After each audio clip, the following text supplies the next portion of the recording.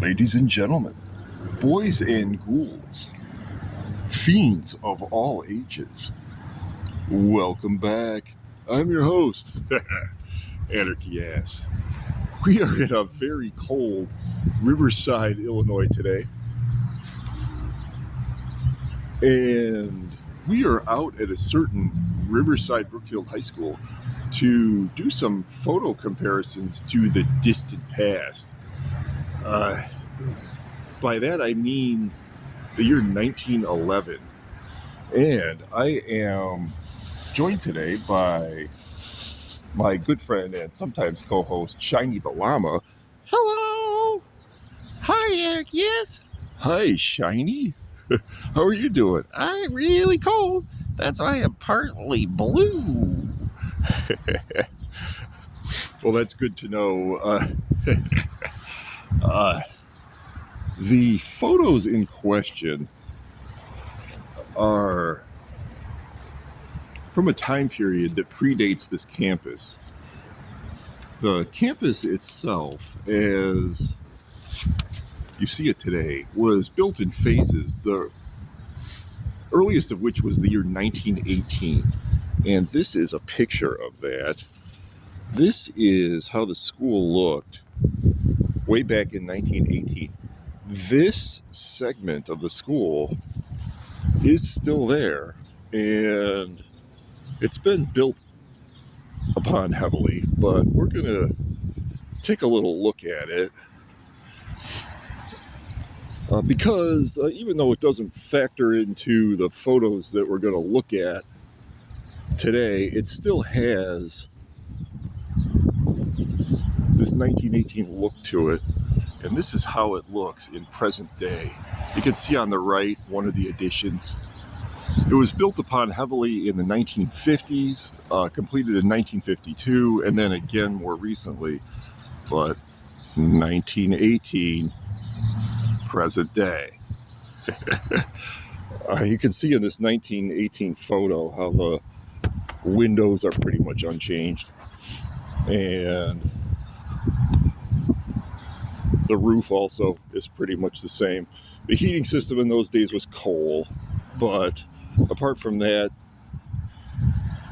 not much has changed, other than, of course, the interior, which we won't look at, which is heavily altered.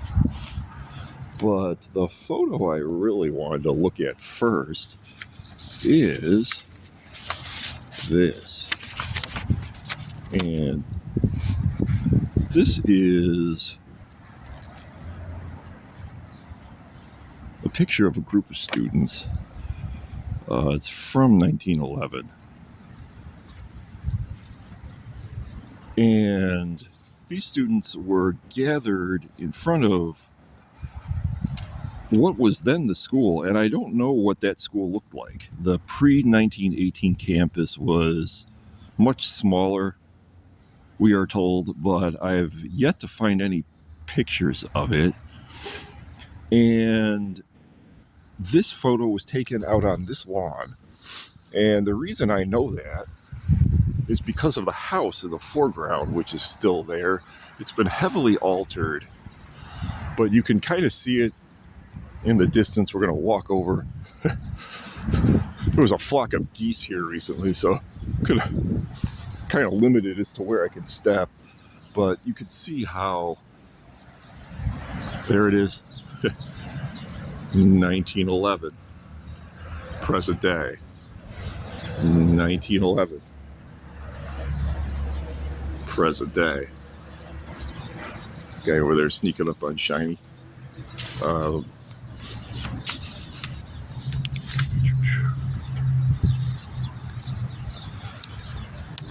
One of these students was a gentleman by the name of Keith Evans, and this is him right here in the corner, if the wind will leave it alone, reclining. And he was the grandfather of a certain Laurel Pincus Evans, who shared these pictures online. And that's how I know who he is. And the reason I was able to date this photo to 1911 is because there's also pictures of him at the same time working in The Riverside train station, at the time of the crash, there was a train wreck there, and that occurred in the year 1911. You can tell by these trees that this is the winter time, so probably around the same time of year that I'm here now. And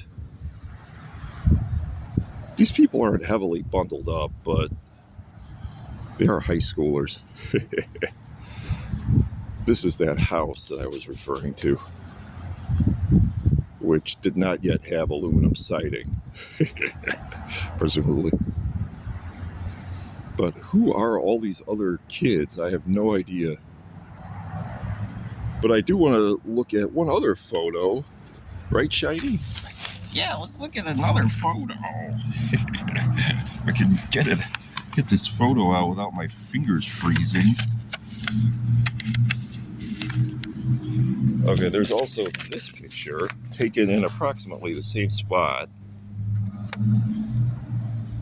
Again, that house faintly visible. Mr. Evans is all the way on the right-hand side this time, and it's a different group of students. These are presumably athletes, and look at the mascot of the team is a clown, and they're all gathered around her. The current mascot is a bulldog, and that came into use shortly before the new campus was built. But the original mascot was a clown. What was her name? Look at also this student sitting on the shoulders of this football player. He's holding a liquor bottle and smiling. Even though these are high schoolers, they're drinking liquor openly and publicly. This was before Prohibition. It's interesting to note, too, that much of what we think of early college culture being was really 19th century high school. Because people grew up faster in those days. And who is that, Shiny, that I hear walking up? Oh, hey, it's Aussie. Hi, Alec, yes? I'm Aussie the Okapi. Oh, hi, Aussie. I'm not really a male, I'm a female, because I have no ossicles. Oh, well, that's interesting to know, Aussie. Thanks for sharing. All right. Shiny, are you okay? I'm okay.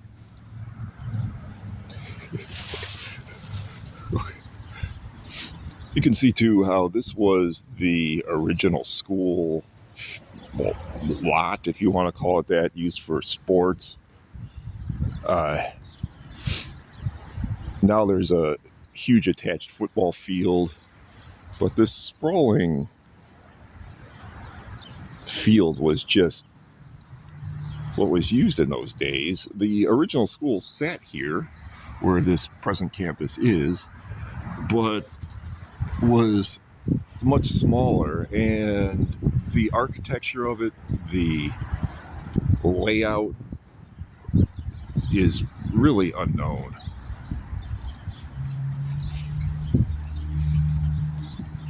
And I am absolutely freezing out here, folks. But I do want to say that if you know anything about this pre-1918 school or have pictures of it, please reach out, let me know.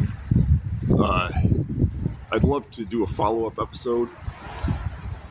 If you are Laurel Guest and Pincus, please share more pics. I don't know you, but I was pleased to find those.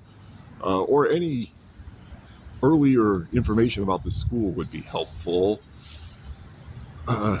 One thing about this 1918 school is it still has its original lights. You can zoom in on those. They're globe lights, which were really common in Edwardian architecture. You can see also the high windows and ceilings.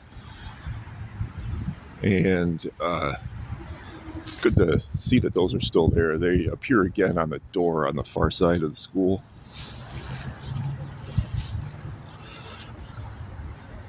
One thing about all of these kids is they're, of course, now all corpses, and there's nobody here to ask.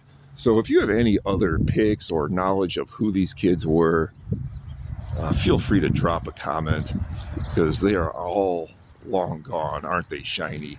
That's right, anarchist. Corpses, corpses, corpses. I want to note also that this school, while they tried to match up the brick, you can really see the distinctive additions, the different coloration over here. And there's another cornerstone right over here that specifically says 1952 in granite. And that extends all the way to the end. That farther section of the school containing the swimming pool, and then Riverside beyond. This school then has now serviced both Riverside and Brookfield, which in those days was still Grossdale, thus the name RB, or Riverside Brookfield High School. A little personal note. Many people seem to think that I attended this school. I was never a student here. I was briefly a staff member many, many years ago. But I guess because I moved into Riverside so young that people think that I went to this school, and I did not.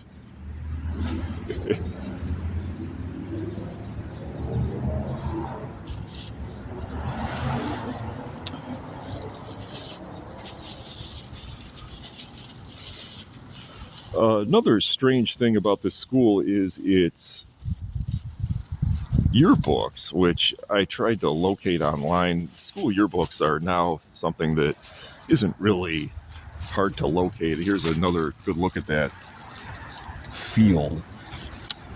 I'm going to stroll down here and see if I can get another good up-close shot of where these kids were standing approximately. But the yearbook suddenly stopped with the 1918 build. So there's really no online yearbooks from this pre-1918 school. Here's a better shot. Maybe I'll go around. You can see how this field goes all the way to First Avenue, which is off in the distance, and is really much larger than a football field. And it's had trees added onto it that weren't there. Yeah, I really won't go out into this field, as it really is unfit for walking. But look at the fashion on these kids too. They really dress more like adults than like children. And even for a sporting event, there's some wearing shirts and ties. And look at the dress on the clown. Even though it's a clown dress, it's still very Edwardian, with a big billowing dress and bonnet.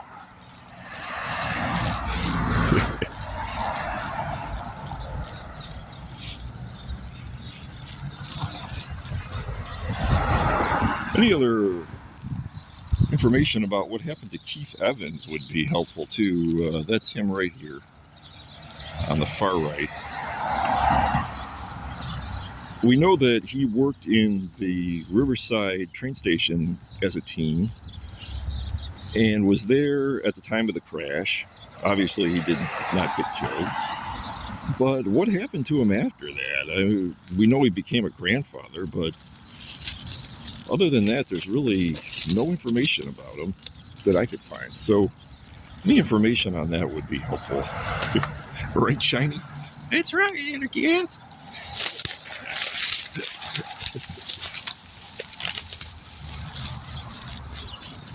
So thank you all for joining me on this extremely wintry day. Got some sun out here, though, at least, and the wind let up a little. Until next time, I'm Anarchy Ass. From Keith Evans and all the dead jocks of the past. Bye-bye now.